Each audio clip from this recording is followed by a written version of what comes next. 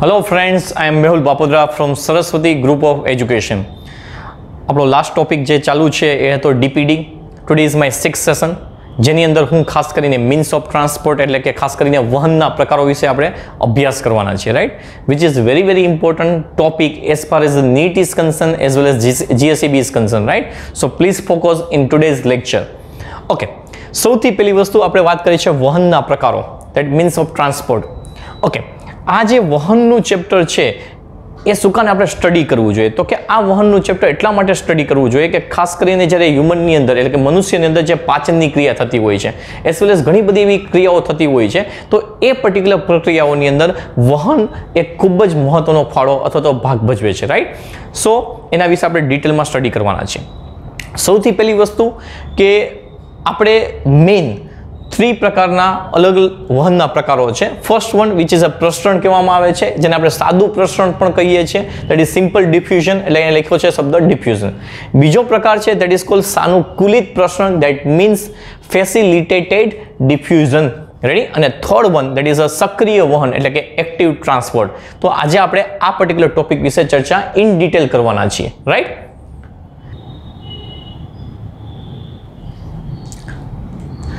Okay friends, સો હવે આપણે topic કરવાની છે પહેલા તો ડિફ્યુઝન. આપણે જસ્ટ રીકેપ કરી લઈએ છીએ. ડિફ્યુઝન સાદું પ્રસરણ પણ કહી શકો છો અને આપણે પ્રસરણથી પણ ઓળખાય છે. એમાં મેઇન વસ્તુ લખી છે કે કોઈ પણ પદાર્થના અણુઓ, ખાસ કરીને યાદ રાખજો, કોઈ પણ પદાર્થના અણુઓ શું થતા હોય છે?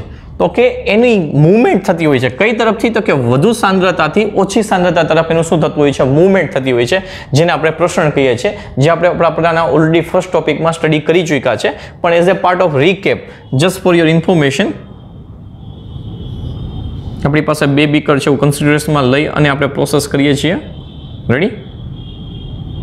વચ્ચે થોડી સ્પેસ આપી દઈએ છીએ, આપણે કનેક્શન આપી દઈએ છીએ અને આપણે જોઈ શકીએ છીએ કે વધુ સાંદ્રતાથી, એક્ઝામ્પલ તરીકે અહીંયા બંને જગ્યાએ આપણી પાસે પાણી આવેલું છે એવું કન્સિડર કરશું. બંનેમાં વોટર આવેલું છે, બેની અમાઉન્ટ પણ ફિક્સ છે, સેમ છે, બંનેમાં પાણી આવેલું છે. હવે એક્ઝામ્પલ તરીકે અહીંયા આપણે 2 ચમચી મીઠું નાખીએ છીએ એટલે NaCl નાખીએ છીએ અને અહીં ફક્ત આપણે 1/2 ચમચી NaCl નાખીએ છીએ, રાઈટ. તો શું થાય છે? તો કે ધીરે ધીરે મીઠું છે એ પાણીમાં ઓગળવા માંડશે, રાઈટ. હવે અહીંયા જોશું તો ડેફિનેટલી આ બાજુ મીઠાના 2 ચમચી આપણે મીઠા નાખેલું છે, 2 ચમચી છે આ, બરાબર છે. એ 2 ચમચી મીઠું નાખેલું છે તો ચોખ્ખી વસ્તુ છે આની સાંદ્રતા વધારે છે, આની સાંદ્રતા ઓછી છે. તો જે પદાર્થના અણુઓ છે એ શું કરશે? તો કે મૂવમેન્ટ કરશે કઈ તરફથી? તો કે વધુ સાંદ્રતાથી ઓછી સાંદ્રતાથી. તો એને આપણે કહેવામાં આવે છે, કયું કહેવામાં આવે છે? પ્રસરણ, જે આપણે ઓલરેડી સ્ટડી કરી ચૂક્યા છે. ઓકે, નાઉ સો આપણી બેઝિક વ્યાખ્યા છે જેને આપણે ટોક કરેલી છે અત્યારે.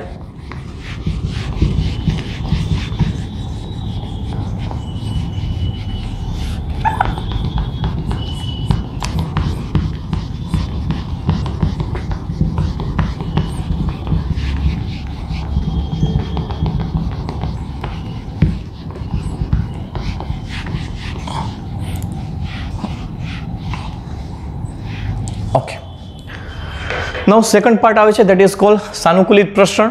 એની વ્યાખ્યા શું આપી છે અને આ બધી પોઈન્ટ જે આપેલા છે ને આપણે ડિટેલમાં પણ સ્ટડી કરશું. ઇટ્સ રિટન હિયર એટીપીની શક્તિનો વપરાશ કર્યા વગર. That means what? ATP means you know very વેલ, તમે જાણો છો, એડેનોસાઇન ટ્રાઇફોસ્ફેટ, દેટ ઇઝ એટીપી. એટલે કે આપણે સાવ સામાન્ય ભાષામાં કહીએ તો કે શક્તિ. એ એટીપીનો શક્તિનો વપરાશ કર્યા વગર વિશિષ્ટ પ્રોટીનની મદદથી શું? તો કે દ્રવ્યો પટલમાંથી વહન પામે છે. એટલે અહીંયા અગત્યની વસ્તુ એ છે કે એટીપી શક્તિનો ઉપયોગ નથી થતો અને પટલ એટલે કે પટલની અંદર આવેલા પ્રોટીનનો ઉપયોગ થાય છે. તો એનો મિનિંગ એવું છે કે એક ફેસિલિટી આપવામાં આવે છે, એક હેલ્પ આપવામાં આવે છે. કોના દ્વારા આપવામાં આવે છે? તો કે પ્રોટીન દ્વારા આપવામાં આવે છે. એટલા માટે એને કહેવામાં આવે છે સાનુકૂલિત પ્રસરણ, જે હેલ્પ કરે છે પ્રોટીન એને લીધા માટે. તો that is second portion. Third one, as we know that સક્રિય વહન, એક્ટિવ ટ્રાન્સપોર્ટ. આ અને આ ઓલમોસ્ટ આપણે કહી શકીએ થોડા ઘણા અંશે અપોઝિટ છે, કારણ કે અહીંયા એટીપી શક્તિનો ઉપયોગ થતો નથી. જ્યારે એટીપીની શક્તિનો ઉપયોગ કરી અને પ્રસરણ ઢોળાંશની વિરુદ્ધ દિશામાં દ્રવ્યોનું વહન થાય છે. રેડી? એટલે ત્યાં શું થાય છે તો કે એટીપી છે એનો પણ ઉપયોગ થાય છે, અને જે પ્રસરણની ક્રિયા છે ઢોળાંશની વિરુદ્ધ દિશામાં. ઢોળાંશની વિરુદ્ધ દિશામાં એટલે શું તો કે ઊંધું થાય છે કે આ બાજુ ઓછા મોલેક્યુલ્સ આવેલા હોય, માની લો કે 3 મોલેક્યુલ્સ આવેલા હોય, બીજી બાજુનો પોર્શન છે ત્યાં માની લો કે 10 મોલેક્યુલ્સ આવેલા હોય છે. તો શું થાય તો કે 3 મોલેક્યુલ્સ છે એ કઈ તરફ જવાનું ટ્રાય કરે છે તો કે ઓછી સાંદ્રતા છે, અહીંયા વધારે સાંદ્રતા છે, તો આ બાજુથી આ બાજુ જાય છે. એટલે એનો મિનિંગ એ છે કે ઢોળાંશની વિરુદ્ધ દિશામાં જવાનું ટ્રાય કરે છે. રાઈટ? તો એને કહેવામાં આવે છે ઢોળાંશની વિરુદ્ધ દિશામાં, અને ત્યારે દ્રવ્યો વહન પામે છે. ઓકે, આ આપણે વ્યાખ્યા મુજબ જનરલ વસ્તુ સમજ્યા છે. હવે આપણે શું સમજવું છે તો કે સૌ પ્રથમ તો આપણે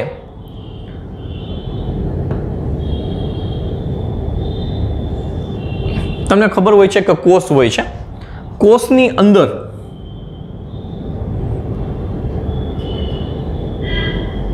અહીં મેં વનસ્પતિ કોષ દોરેલો છે, તો સૌથી બહારની બાજુ તમને જે જણાય છે એ શું છે તો કે એ કોષ દિવાલ છે. જ્યારે અંદરની તરફ તમને જણાય છે એ શું છે તો કે એ છે કોષ રસ પટલ. અને આ જે કોષ રસ પટલ છે એને જ આપણે સેલ મેમ્બ્રેનના નામથી ઓળખીએ છીએ, અથવા તો એમને આપણે પ્લાઝ્મા મેમ્બ્રેનના નામથી પણ ઓળખવામાં આવે છે. ઓકે, હવે જે આ કોષ રસ પટલ છે એ જે કોષ રસ પટલ છે એને જ્યારે તમે ઝૂમ કરો, એને તમે જ્યારે ઝૂમ કરો છો તો કંઈક આ ટાઈપનું સ્ટ્રક્ચર હોય છે.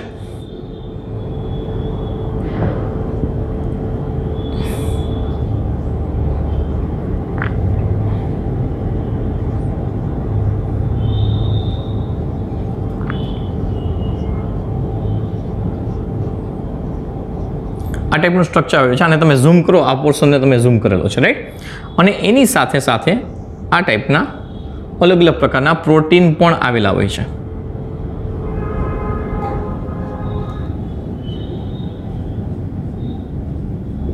ઓકે, હવે આ જે તમને દેખાય છે બંને એ 2 લેયર છે, એટલે એને બાય લેયર પણ કહેવામાં આવે છે. અને આ જે બાય લેયર હોય છે એ ખાસ કરીને લિપિડ એટલે કે ચરબીના બનેલા હોય છે. જ્યારે એની વચ્ચેના ભાગમાં આ પ્રકારના કંઈ પ્રોટીન આવેલા હોય છે. Okay, ready? ઓકે, હવે શું થાય છે તો કે આ જે છે એ કોષનો શું છે તો કે અંદરનો ભાગ છે, એટલે ઇન ભાગ કહી શકાય, અને આ આઉટ ભાગ કહી શકાય, એટલે આઉટસાઇડ અને ઇનસાઇડ કહી શકાય. હવે આ જે પટલ છે એના જ દ્વારા ઘણા બધા દ્રવ્યો છે એ અંદર પણ જતા હોય છે અને બહાર પણ જતા હોય છે. હવે આ જે ઘટકોની મૂવમેન્ટ થાય છે એ કોના બેઝ ઉપર થાય છે તો કે ઢોળાંશ ઉપર થતી હોય છે, સાંદ્રતા ઢોળાંશ. રેડી? જો સામાન્ય પ્રસરણ હોય એટલે કે સિમ્પલ ડિફ્યુઝન હોય, રેડી, તો વધુ સાંદ્રતાથી ઘટકો કઈ તરફ જતા હોય? ઓછી સાંદ્રતા. એટલે એક્ઝામ્પલ તરીકે આ બાજુના પોર્શનમાં વધુ સાંદ્રતા છે, અંદર ઓછી છે, તો અહીંથી અહીંયા ઇઝીલી મૂવમેન્ટ થાય છે. નથી એમાં એટીપીનો ઉપયોગ થતો, નથી કોઈ શક્તિનો ઉપયોગ થતો. પરંતુ જ્યારે આપણે વાત કરીએ છીએ સાનુકૂલિત પ્રસરણ, તો એની અંદર શું થાય છે કે અહીંયા એટીપીની શક્તિનો વપરાશ કર્યા વગર ડેફિનેટલી અહીંયા એટીપીનો ઉપયોગ થતો નથી, પણ આ જે વિશેષ પ્રોટીન આપેલા છે એનો ઉપયોગ થાય છે.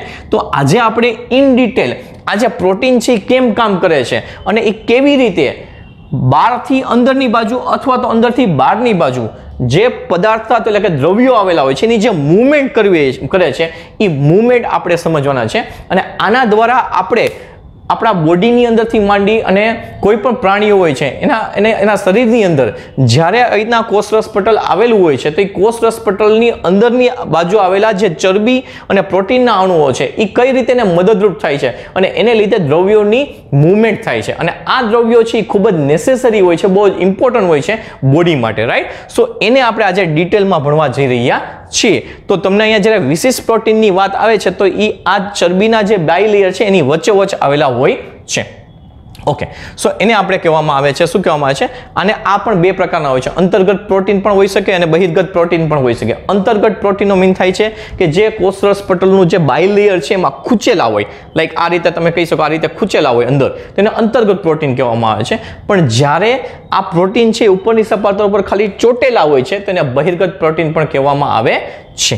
So I request first of all કે આ 3 ડેફિનેશન છે ઇન જનરલ મેં આપી છે અને તમને ખાસ કરીને જે વનસ્પતિ કોષની અંદર જે કોષરસ પટલ છે એની જે રચના છે એનો બેઝિક આઈડિયા આવ્યો છે. હવે આ પ્રોટીન કઈ રીતે કામ કરે છે અને એની શું મિકેનિઝમ છે એના વિશે આપણે હવે ડિટેલમાં ચર્ચા કરશું. I will give you exactly 1 or 2 minute. I want that તમે આ જે પણ લખેલું છે એને તમે ડ્રો પણ કરી દો અને લખી પણ દો. હું તમને એક્ઝેક્ટલી 1 મિનિટનો ટાઈમ આપું છું.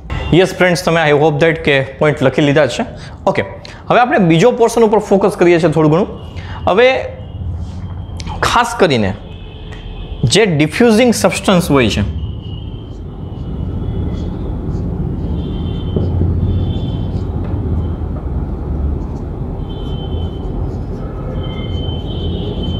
જે ડિફ્યુઝ થવાના હોય છે ને આપણે ડિફ્યુઝિંગ સબસ્ટન્સ કહી શકીએ છીએ. રેડી? હવે એની ટૂંકમાં બે પર્ટિક્યુલર કેટેગરીમાં એને ડિવાઈડ કરવામાં આવે છે. એક હોય છે લિપિડ સોલ્યુબલ અને એક છે એ છે વોટર સોલ્યુબલ. આ બંને કેટેગરી ઇમ્પોર્ટન્ટ છે સમજવી. રાઈટ? ઓકે, ડિફ્યુઝિંગ જે સબસ્ટન્સ હોય છે એ શું હોય છે? તો કે ડિફ્યુઝિંગ સબસ્ટન્સ તરીકે લિપિડ પોતે પણ હોઈ શકે અથવા બીજા કોઈ પણ દ્રવ્ય હોઈ શકે. તો એ જે દ્રવ્યો હોય છે એ ઇઝીલી શું થઈ છે તો કે ક્રોસ થઈ શકે છે કેને? તો કે પ્લાઝમા મેમ્બ્રેનને. પ્લાઝમા મેમ્બ્રેન હોય છે એને શું થાય છે તો એ ઇઝીલી શું થાય છે તો કે ક્રોસ કરી શકે છે. કેની વાત કરું છું? લિપિડ સોલ્યુબલ જેટલા પણ ડિફ્યુઝિંગ સબસ્ટન્સ હોય છે એની વાત કરે છે. અહીં ક્રોસ પ્લાઝમા મેમ્બ્રેનની વાત કરે છે એટલે શું કહેવા માંગે છે તો કે બહારથી અંદરની બાજુ જઈ શકે છે અને વચ્ચે એમાં કોઈને કોઈ આ પટલ આવેલું હોય છે. એટલે એક્ઝેક્ટલી આપણે વાત કરીએ તો આ જે આખું છે એને આપણે પ્લાઝમા મેમ્બ્રેન છે, જેને આપણે ઝૂમ કરીને દેખાડ્યું છે, જેની શું થાય છે તો કે લિપિડ સોલ્યુબલ્સ જેટલા પણ ઘટકો હશે એ ઇઝીલી આ લેયરમાંથી પાસ થઈને અંદર જઈ શકશે. ઓકે, હવે બીજી વાત કરીએ તો એ ઘટકોનું નામ છે, બીજા ઘટકનું નામ છે વોટર સોલ્યુબલ. આ ઘટકો એવા ઘટકો છે કે જે ઇઝીલી પ્લાઝમા મેમ્બ્રેનને ક્રોસ કરી શકતા નથી. They can't cross the plasma membrane. Ready? Plasma membrane, PM લખું છું, that means the plasma membrane. Right? So એ ઇઝીલી પ્લાઝમા મેમ્બ્રેન છે એને ક્રોસ કરી શકતા નથી અને જ્યારે એ પ્લાઝમા મેમ્બ્રેનને ક્રોસ નથી કરી શકતા than and then they require, એને રિક્વાયરમેન્ટ એટલે જરૂરિયાત હોય છે. શું જરૂર હોય છે તો કે special type of membrane protein. Special type of membrane protein એટલે કે ખાસ પ્રકારના મેમ્બ્રેન પ્રોટીનની રિક્વાયરમેન્ટ હોય છે. ઓકે, પ્રશ્ન એ થાય કે સર આ પ્રોટીન કયા કયા છે? એને ઘણા અલગ અલગ નામથી કહેવામાં આવે છે, જેનું અલગ કહી શકીએ, જેમ કે કેરિયર પ્રોટીન છે એનું નામ છે, એને ટ્રાન્સપોર્ટ પ્રોટીન પણ કહેવામાં આવે છે અને જેને ગેટ પ્રોટીન પણ કહેવામાં આવે છે. તો ખાસ કરીને અહીં બે અગત્યના મુદ્દાઓ લિપિડ સોલ્યુબલ અને વોટર સોલ્યુબલ વિશે મેં તમને ચર્ચા કરી. Again I will give you 1 minute two see this. આ ડાયાગ્રામ જે કંઈ આપ્યો છે અથવા જે પાથવે આપ્યો છે તમે જસ્ટ ડ્રો કરી નાખો. આલ્સો ખાસ કરીને જે આપણે પ્રોટીનની વાત કરીએ છીએ એની એક ખાસિયત કહી દઈએ અને એ પહેલાં સાનુકૂલિત પ્રસરણ છે એની શું ખાસિયત છે તો કે એની સૌથી પહેલી ખાસિયત અને ઇમ્પોર્ટન્ટ ખાસિયત આપણે કહીએ તો કે એ જે મૂવમેન્ટ થાય છે, રેડી, એ સંકેન્દ્ર ઢાળની દિશામાં જ થાય છે. સંકેન્દ્ર ઢાળની દિશામાં. આ એક અગત્યનો મુદ્દો છે, આ યાદ રાખવો પડશે. સાનુકૂલિત પ્રસરણની અંદર જ આવે છે. ઓકે, સંકેન્દ્ર ઢાળની દિશામાં એટલે શું? ફરી એકવાર, કોઈ એક પર્ટિક્યુલર જગ્યાએ ઘણા બધા મોલેક્યુલ્સ આવેલા હોય. રેડી? એટલે આપણો નિયમ મુજબ શું થાય તો કે વધુ સાંદ્રતાથી ઓછી સાંદ્રતા. એટલે માની લો કે અહીંયા 1-2 મોલેક્યુલ્સ હોય તો આ જગ્યાએથી આ જગ્યાએ મૂવમેન્ટ થાય છે એને આપણે શું કહી શકીએ? સંકેન્દ્ર ઢાળની દિશામાં. રેડી? ઓકે, સેકન્ડ આપણે વાત કરીએ તો મહત્વની વસ્તુ એ છે કે આમાં કોઈ પણ જગ્યાએ એટીપીનો ઉપયોગ થતો નથી. કોઈ પણ જગ્યાએ એટીપીનો વપરાશ થતો નથી, પરંતુ સ્પેસિફિક પ્રકારના પ્રોટીનનો 100% ઉપયોગ થાય છે. Specific protein. રેડી? એટલે કે ખાસ પ્રકારના પ્રોટીનનો ઉપયોગ થાય છે. હવે આ ખાસ પ્રકારના પ્રોટીન હોય છે એની આપણે વાત કરીએ તો એની ખાસિયત શું હોય છે? રેડી? એમાં કયા કયા મેઇન પોઈન્ટ આવેલા હોય છે? તો કે આ જે સ્પેસિફિક પ્રોટીનની વાત કરીએ છીએ એમાં મેઇનલી 3 પ્રકારની એની કઈ શકે કેરેક્ટરિસ્ટિક આવેલી છે. એમાં સૌથી પહેલી વસ્તુ છે કે આ જે હોય છે એ કેવા હોય છે? તો કે હાઈલી સ્પેસિફિક હોય છે. સૌથી ઇમ્પોર્ટન્ટ પોઈન્ટ એ. બી પોઈન્ટ છે કે એની સેચ્યુરેશન ઇફેક્ટ તમને જોવા મળે છે.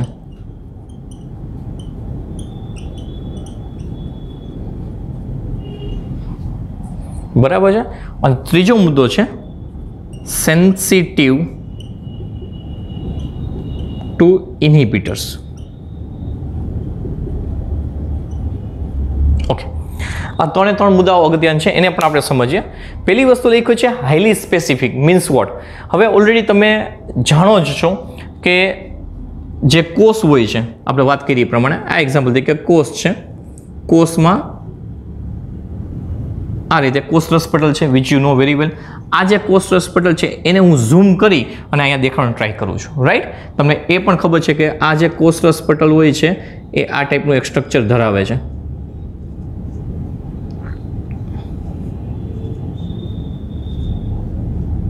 અને એમાં આ ટાઈપના વચ્ચે પ્રોટીન આવેલા હોય છે. આ જે પોર્શન છે એને હું ઝૂમ કરીને અહીંયા દેખાડવાનો ટ્રાય કરું છું. એને પણ ડિટેલમાં સમજાવું છું.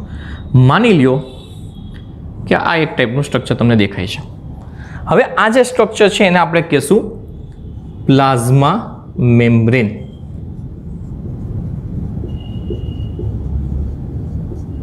રેડી? આને આપણે કહીએ છીએ પ્લાઝમા મેમ્બ્રેન. આ જે પ્લાઝમા મેમ્બ્રેન છે ને ગુજરાતીમાં આપણે કહીએ છીએ કોષરસ પટલ અથવા એને સેમી પરમિયેબલ મેમ્બ્રેન પણ કહેવામાં આવે છે. હવે અલગ અલગ નામ છે. ઓકે, હવે થાય છે શું? માની લ્યો કે અહીંયા કોઈ દ્રવ્યો છે, એ દ્રવ્યો ઉદાહરણ તરીકે આ ટાઈપના અહીંયા આવેલા છે. આ જે દ્રવ્યો નામ છે એને આપણે ફ્રુક્ટોઝ નામ આપીએ છીએ. રાઈટ? ઓકે, હવે આ જે ફ્રુક્ટોઝ છે એ શું છે? તો કે ગ્લુકોઝ જેવું જ હોય છે. રાઈટ? એને આપણે મોનોસેકારાઇડ કહીએ છીએ, જે કાર્બોદિતમાં આપણે આવે છે ભણવામાં, કાર્બોહાઈડ્રેટ્સમાં. રાઈટ? હવે આ જગ્યાએ શું આવેલા હોય છે? તો કે આ જે જગ્યા હોય છે આ જગ્યા પર આ ટાઈપના પ્રોટીન આવેલા હોય છે.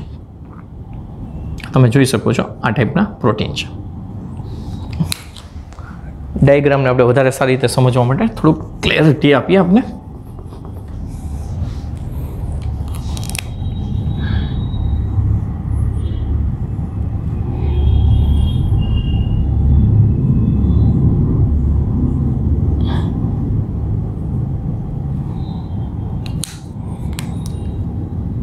આ ટાઈપનું સ્ટ્રક્ચર આવેલું હોય છે.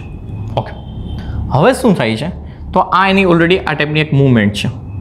હવે આ જે પર્ટિક્યુલર પ્રકારનો ઘટક છે, હવે અહીંયા શું આવેલું હોય છે? તો કે આ પર્ટિક્યુલર જગ્યાને કહેવામાં આવે છે બાઇન્ડિંગ સાઇટ કહેવામાં આવે છે. બાઇન્ડિંગ સાઇટ એટલે જે જગ્યાએ બહારના કોઈ દ્રવ્યો છે એ જે જગ્યાએ ફિક્સ થાય છે એ પર્ટિક્યુલર જગ્યાને કહેવામાં આવે છે બાઇન્ડિંગ સાઇટ. એટલે આ જે બાઇન્ડિંગ સાઇટ હોય છે ત્યાં આ ટાઈપનો ઘટક જોડાઈ જાય છે. ત્યારબાદ શું થાય છે? તો કે ત્યારબાદ આ જે પ્રોટીનનો અણુ છે, આ પ્રોટીનનો જ અણુ છે, બરાબર છે, એ શું કરે છે? તો કે 180 ડિગ્રી શિફ્ટ આખી મૂવમેન્ટ કરે છે. અને એ મૂવમેન્ટને કારણે એ જે ઘટક છે એ આ બાજુથી આ બાજુ ટ્રાન્સફર કરી દે છે. આ ફર્સ્ટ ડાયાગ્રામ દેખાઈ રહ્યો છે એમાં જે પ્રોટીન છે એ જ મેં દેખાઈ રહ્યો છે, પણ એને પ્રોટીન પહેલાં એક્સેપ્ટ કરે છે. એક્સેપ્ટ કરી એક્ઝામ્પલ તરીકે તમે આ રીતે સમજી શકો છો કે એક્ઝામ્પલ તરીકે આ છે એ આ પ્રોટીનનો આગળનો ભાગ છે, બાઇન્ડિંગ સાઇટ છે, ત્યાં છે આ ભાગને પકડી લઈએ છે અને એને મૂવમેન્ટ કરી અને અહીંથી આમ કરી અને અહીંથી આમ કરીને મૂવમેન્ટ કરી અને અહીંથી પ્રોટીન છોડી દે છે. ઓકે, એનો મિનિંગ એ થાય છે કે આ જે બાઇન્ડિંગ સાઇટ છે ત્યાં ફ્રુક્ટોઝ છે એ જોડાય છે અને ત્યારબાદ એ કઈ પર તો કે આ બાજુ ટ્રાન્સફર થાય છે. તો અહીં જે આ પ્રોટીન હોય છે એ પ્રોટીન સ્પેસિફિક પ્રકારના હોય છે. એ પર્ટિક્યુલર પ્રકારના ઘટકોને જ બહારની સાઈડથી અંદરની સાઈડ મૂવમેન્ટ કરાવે છે. કારણ કે અત્યારે આપણે જે ચર્ચા કરી છે આ બાજુનો ભાગ છે, બહારનો ભાગ છે આ રહ્યો, અને ત્યાંથી અંદરની બાજુ લઈ જાય છે. રાઈટ? તો આ સ્પેસિફિક પ્રકારના પ્રોટીન હોય છે તેની પહેલી ખાસિયત આપણે અહીંયા સ્ટડી કરી રહ્યા છે કે હાઈલી કેવા હોય છે? સ્પેસિફિક હોય છે. Which is clear. ઓકે, બીજો એક પોઈન્ટ આવે છે અહીંયા સેચ્યુરેશન ઇફેક્ટ એટલે શું? હવે માની લ્યો કે જે પ્રોટીનના અહીંયા જે પ્રોટીન આપેલા હોય છે, બરાબર છે, એની કહી શકાય કે જે સંખ્યા હોય છે એ પણ સ્પેસિફિક હોય છે. બરાબર? માની લ્યો કે અહીં અહીંયા બહારના જે ઘટકો આવેલા છે એની સંખ્યા છે 1 2 3 4 5 6 7 8 and 9 છે અને સેમ વસ્તુ કે અહીંયા જે પ્રોટીન આવેલા છે એની સંખ્યા પણ માની લ્યો એક્ઝામ્પલ તરીકે 9 છે અને આ પણ એક્ઝામ્પલ તરીકે 9 છે. તો શું તો કે 9 અહીંયા પ્રોટીનના અણુઓ છે, 9 અહીંયા શું છે તો કે જે આપણા દ્રવ્યો છે ફ્રુક્ટોઝ એ આવેલા છે. તો 9 પ્રોટીન છે, 9 પ્રોટીન આવેલા છે, 9 ફ્રુક્ટોઝના ઘટકો આવેલા છે, તો ઇક્વલ થઈ ગયું છે. હવે માની લ્યો કે અહીંયા 10મો ફ્રુક્ટોઝનો નવો ઘટક આવેલો છે તો એને ટ્રાન્સફર કરવાની કેપેસિટી એને ટ્રાન્સફર કરવાની કેપેસિટી નથી હોતી, એટલે કારણ કે પ્રોટીન જ નથી આવેલો તો ડેફિનેટલી 10મો ઘટક છે ટ્રાન્સફર થઈ શકશે નહીં. તો જે આ સિચ્યુએશન આવે છે કે જ્યારે 9 ઘટક હતા તો ઇઝીલી પ્રોટીન આવી અને મૂવમેન્ટ કરી શકતા હતા, પણ જેવો 10મો ફ્રુક્ટોઝનો ઘટક આવ્યો પણ એવો 10મો પ્રોટીન ત્યાં અવેલેબલ નથી. તો એને કારણે શું થઈ ગયું છે તો એ જે પરિસ્થિતિ ઉત્પન્ન થાય છે એને કહેવામાં આવે છે સેચ્યુરેશન ઇફેક્ટ, એટલે કે સંતૃપ્ત થઈ જવું. આ એક એક્ઝામ્પલ આપું તમને. માની લો કે તમને આજે ભૂખ લાગી ગઈ છે, બરાબર, તમે 5 રોટલી ખાધી. હવે તમારી કેપેસિટી 5 રોટલીની છે, એનાથી વધારે તમે ખાઈ શકવાના નથી. તો 5 રોટલીએ તમે ધરાઈ જાઓ છો, તો પેટ ધરાઈ જાય છે, તમને મજા આવી ગઈ છે, તો ધેટ ઇઝ કોલ્ડ સંતૃપ્ત. રેડી? એવી રીતે અહીં પણ આ જે પોઈન્ટમાં પ્રોટીનની જે ખાસિયત છે એમાં સેચ્યુરેશન જે ઇફેક્ટ કહે છે એનો મિનિંગ આ થાય છે. રેડી? ઓકે. ત્રીજો એક પોઈન્ટ આપણે સમજીએ કે ઘણીવાર એવું બને કે આ પોર્શનની અંદર આ માની લો કોઈ ઘટક આવેલો છે, આ ઘટક છે ને આપણે ઇનિબિટર કહીએ છીએ. હવે આ ઇનિબિટર શું કરે તો કે અહીં ઓલરેડી તમને આઈડિયા છે કે પ્રોટીન આવેલા છે, પણ આ ઇનિબિટરની અસરને કારણે અહીંયા જે પ્રોટીન આવેલો છે એ પ્રોટીનના સ્ટ્રક્ચરમાં ફેરફાર કરી નાખે છે, અથવા તો એ જે ઇનિબિટર છે એ આનો નેચર છે એ ચેન્જ કરી નાખે છે. હવે આ નેચર એનો ચેન્જ કરી નાખે છે એટલે પ્રોટીન શું કરે છે તો કે એને જે બાઇન્ડિંગ સાઇટ હોય છે એ પ્રોપરલી કામ કરતી ન હોઈ શકે અથવા એને ડેમેજ થયું હોય છે, એને કારણે એ બહારના કોઈ પણ ઘટકોને લઈ અને ટ્રાન્સફર કરી શકતું નથી. એટલા માટે મુદ્દો લખ્યો છે કે જે સ્પેસિફિક પ્રકારના પ્રોટીન હોય છે એ સેન્સિટિવ ટુ ઇનિબિટર હોય છે, એટલે બીજા કોઈ એવા ઘટકો આવે તો એ આ જે પ્રોટીન આપણે દ્વારા જે મૂવમેન્ટ અંદરથી બહારથી અંદરની બાજુ થઈ શકે છે એ પ્રોટીનને ડેમેજ કરે છે, એને ડીનેચર કરી નાખે છે. રેડી? અને એને કારણે એ ફંક્શન કરતું બંધ થઈ જાય છે અને એને કારણે કોઈ પણ ઘટકો છે એ બહારથી અંદર ટ્રાન્સફર કરી શકતા નથી. તો આ મેઇન 3 સ્પેસિફિક આ જે પ્રોટીન છે એની ખાસિયત છે. પરંતુ માની લ્યો કે આ મેં વાત કરી છે પ્રોટીનની, એટલે કે આની વાત કરું છું. હવે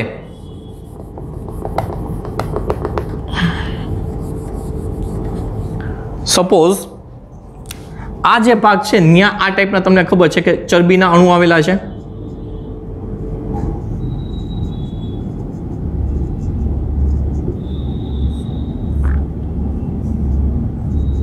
ઓકે, આ ચરબીના અણુ આવે છે, આ મેં તમને આ દેખાડ્યા છે, આ ભાગ છે, અને આ જે પ્રોટીન છે એ આ દેખાડ્યા છે. ઓકે, હવે આ જે ચરબીના અણુઓ છે ત્યાં પણ માની લો કે રીતના કોઈ પણ ઘટકો આવેલા હોય, બરાબર, અને ઇનિબિટર પણ આવેલો હોય છે. તો ઇનિબિટર આવેલો હોવા છતાં અહીંયા જે ઘટકો છે એ ઇઝીલી પાસ થઈ અને અહીંયા પહોંચી શકે છે. એનો મિનિંગ એ થાય છે કે જે સિમ્પલ ડિફ્યુઝન છે એટલે કે સાદું પ્રસરણ છે એની ક્રિયા ચાલુ રહે છે, પણ ઇનિબિટર છે એ ફક્ત અને ફક્ત સાનુકૂલિત પ્રસરણમાં પ્રોટીન પર અસર કરે છે. આ એક અગત્યનો અને નોંધનીય બાબત છે. રાઈટ? સો આજે મેં તમને આજે સાનુકૂલિત પ્રસરણની અંદર આ મેઇન 3 મુદ્દાઓ સમજાવ્યા કે સંકેન્દ્ર ઢાળની દિશામાં હોય છે, એટીપીનો ઉપયોગ થતો નથી. આ જે પ્રોટીન મેં અહીંયા દોર્યા છે એ સ્પેસિફિક પ્રકારના હોય છે, જે તમે જોઈ શકો છો. આ કોષ, એમાં કોષ રસ પટલ, એને મેં ઝૂમ કર્યું. આ જે છે લિપિડ બાયલેયર છે. રેડી? આ છે પ્રોટીન છે અને એ પ્રોટીનને અહીં સમજાવવાની ટ્રાય કરી છે. અને એ પ્રોટીન છે એ કઈ રીતે કરે છે તો કે બાઇન્ડિંગ સાઇટ ઉપર ઘટકો છે, દ્રવ્યો છે લઈ લે છે અને આ બાજુ મૂવમેન્ટ કરી નાખે છે. રેડી? એ એક પોઈન્ટ છે. એટલે અને હાઈલી સ્પેસિફિક હોય છે, પર્ટિક્યુલર પ્રકારના દ્રવ્યો માટે પર્ટિક્યુલર પ્રકારનો પ્રોટીન આવેલો હોય છે. સેચ્યુરેશન ઇફેક્ટ મેં વાત કરી, જેટલા પ્રોટીનના ઘટકો હોય એટલા દ્રવ્યોને લઈ શકે, એનાથી વધારે લઈ શકતા નથી. એ પર્ટિક્યુલર પરિસ્થિતિ જે સર્જાય છે એને આપણે કીધું છે સેચ્યુરેશન ઇફેક્ટ. ત્રીજી વાત કહે છે સેન્સિટિવ ટુ ઇનિબિટર્સ. કોઈ એવા ઘટકો આવેલા છે કે જે ડાયરેક્ટલી પ્રોટીનને ડીનેચર કરે છે અથવા તેના સ્ટ્રક્ચરને ચેન્જ કરે છે અને એને કારણે બાઇન્ડિંગ સાઇટ છે એ પ્રોપર હોતી નથી અને એને કારણે બહારના જે દ્રવ્યો છે એ કોષની અંદર આવી શકતા નથી. સો again I'll give you few minute જેના દ્વારા તમે આ ડાયાગ્રામ દોરી શકો છો. Okay friends, I hope that કે તમે ડાયાગ્રામ ડ્રો કરી ચૂક્યા છો. આપણે નેક્સ્ટ પોર્શન ઉપર જઈએ છીએ. આપણે કન્સિડર કરીએ તો આ જે પર્ટિક્યુલર સ્ટ્રક્ચર મેં દોરેલું છે એને આપણે પ્લાઝમા મેમ્બ્રેન કહેશું. Plasma membrane which you know very well now. Plasma membrane, cell membrane, કોષરસ પટલ. ઓકે, હવે ફરી એકવાર આ પોઈન્ટને થોડુંક હજી ડિટેલમાં લઈ જઈએ છીએ તો એમાં ખાસ કરીને 3 પ્રકારના પ્રોટીન હોય છે, જે આ ફર્સ્ટ આપણે દેખાય છે તમને આ ટાઈપના, આને આપણે કેરિયર પ્રોટીન કહીએ છીએ, CARRIER, કેરિયર પ્રોટીન.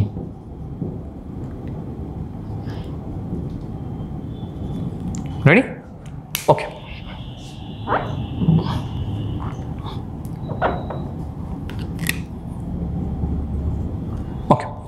આને કહેવામાં આવે છે કેરિયર પ્રોટીન. ફરી એકવાર ઢોળાંશની દિશામાં જ વહન પામે છે, તો ઇઝીલી આ ઘટકો છે એ ઇઝીલી આના દ્વારા મૂવમેન્ટ કરે છે. પણ કેમ મૂવમેન્ટ કરે છે જે આપણે ઓલરેડી ડિસ્કસ કરી ચૂક્યા છે. ઓકે, આ સેકન્ડ પ્રકારના પ્રોટીન છે, જેનું પણ આપણે થોડીક માહિતી લઈએ. વચ્ચેના ભાગમાં તમને જે દેખાય છે એને ટનલ કહેવામાં આવે છે. આ જે પોર્શન છે એને આપણે શું કહીએ છીએ? ટનલ. વચ્ચે થોડી એવી જગ્યા છે. અને માની લ્યો કે અહીં પાણીના વોટર ડ્રોપલેટ્સ અથવા તો પાણીના અણુઓ આવેલા છે એવું કહી શકીએ, બરાબર? તો આ જે પાણીના અણુઓ છે એ આના દ્વારા, આ વચ્ચેની જે તમને દેખાય છે ટનલ દેખાય છે, એ ટનલ દ્વારા ઇઝીલી ધીરે ધીરે કરી અને આ બાજુ મૂવમેન્ટ કરે છે. એટલે પાણીના અણુઓ પણ મૂવમેન્ટ કરે છે. આ જે પ્રકારના ઘટકો છે, બરાબર છે, એને આપણે સ્પેશિયલી કહી શકાય કે આને એક્વા પ્રોટીન કહેવામાં આવે છે. જે સેકન્ડ પ્રકારના છે એનું નામ આપ્યું છે એક્વા પ્રોટીન. ઓકે, હવે આ એક્વા પ્રોટીન નામ આપ્યું છે એનું કારણ શું છે? તો કે એક્વાનો મિનિંગ શું થાય છે પહેલા એ સમજીએ. તો કે એક્વા દેટ મીન્સ વોટર. એટલે જ્યારે સ્પેસિફિક રીતે પાણીના અણુનો મૂવમેન્ટ કરવામાં આવે છે ત્યારે એને એક્વા કહી શકાય, એક્વા પોરીન કહેવામાં આવે છે. રેડી? ત્યારબાદ આ ત્રીજું તમને દેખાય છે. હવે આ ત્રીજો છે એને આપણે ગેટ પ્રોટીન કહીએ છીએ, જે સી છે. આ એ ગેટ પ્રોટીન છે. ઓકે, અત્યારે તમે જોઈ શકો કે ગેટ પ્રોટીન અંદર અત્યારે એનો ગેટ છે ક્લોઝ છે. આ તમે જોઈ શકો છો, આ ગેટ અત્યારે ક્લોઝ છે.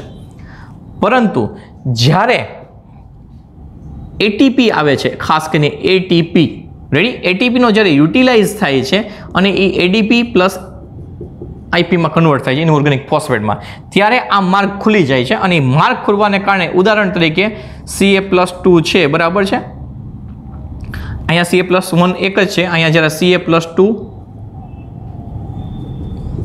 નું પ્રમાણ વધારે છે એક્ઝામ્પલ તરીકે, બરાબર છે, તો આપણે કીધું હતું એ પ્રમાણે એટીપીનો અહીંયા ઉપયોગ થાય છે અને પ્રોટીનનો પણ ઉપયોગ થાય છે અને એટીપીનો પણ ઉપયોગ થાય છે.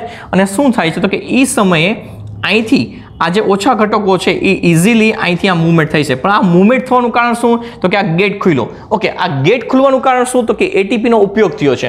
અને એટીપીનો ઉપયોગ થવાને કારણે શું થયું છે? તો કે અહીંયા તમે સમજ્યા તો કે એટીપીની શક્તિનો ઉપયોગ કરી પ્રસરણ ઢોળાંશની વિરુદ્ધ દિશામાં, આ શબ્દ સમજો, પ્રસરણ ઢોળાંશની વિરુદ્ધ દિશામાં, એનો મિનિંગ એવો થાય છે અહીંયા કોન્સન્ટ્રેશન વધારે છે કેલ્શિયમનું, જ્યારે અહીંયા ઓછું છે, એટલે આ પ્રસરણ ઢોળાંશની વિરુદ્ધ દિશામાં મૂવમેન્ટ થાય છે, પણ એટીપીની મદદથી થાય છે.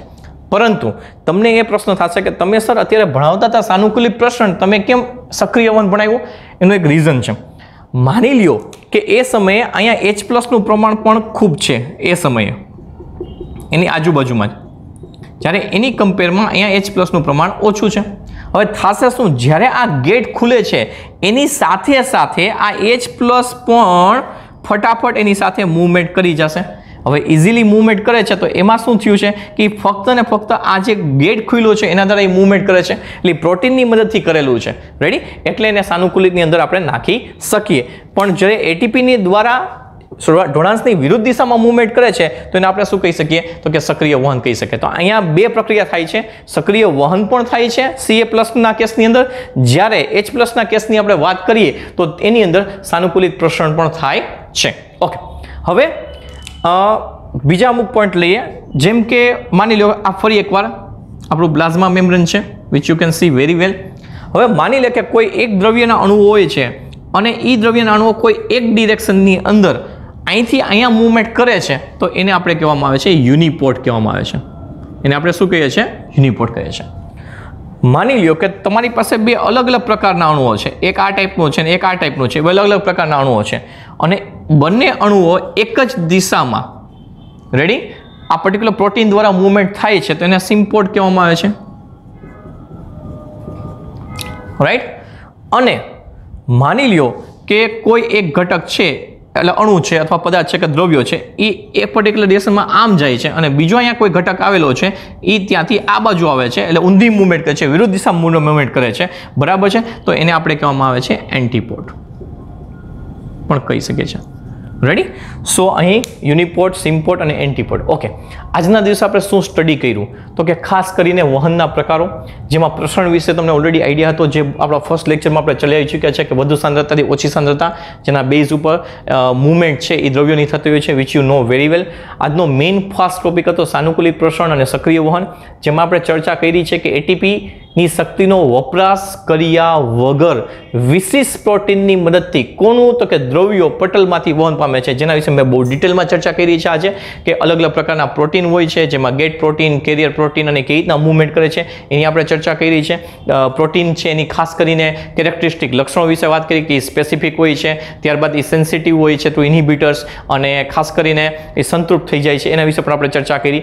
રેડી? અને ત્યારબાદ થોડા ઘણા અંશે આપણે સક્રિય વહન વિશે ચર્ચા કરી છે કે જો એટીપીનો ઉપયોગ થતો હોય અને ઢોળાંશની વિરુદ્ધ દિશામાં દ્રવ્યો વહન થતા હોય તો એને કહેવામાં આવે છે સક્રિય વહન. સો આજનો ટોપિક બહુ ઇમ્પોર્ટન્ટ છે, એને નોટ ડાઉન કરતા રહેશો કે જેની રીતે તમને વધારે સારી રીતે સમજાવી શકાય. Thank you very much. આપનો ખૂબ ખૂબ આભાર.